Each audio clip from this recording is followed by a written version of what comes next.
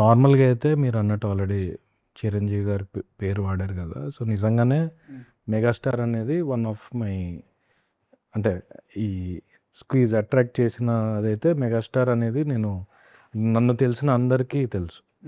ఎందుకంటే నన్ను అంటే ఎప్పుడైనా నిక్ నేమ్ కూడా చిరు అనే పిలిచే రోజులు కూడా ఉండేది. ఓకే.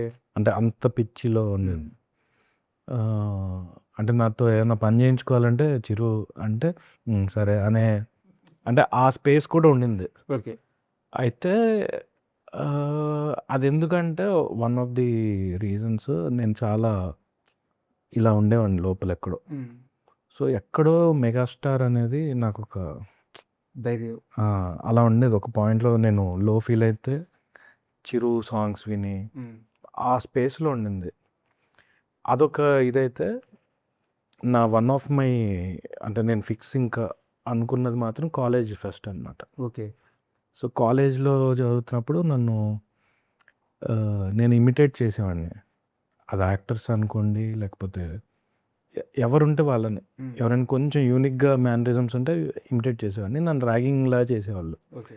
నన్ను ర్యాగింగ్ చేసి ఇది బోరింగ్, ఇవన్నీ అడగద్దు, నేను కావాలంటే ఎంటర్టైన్ చేస్తా అని నేనే వాళ్ళకి ఆప్షన్స్ ఇచ్చేవాడిని.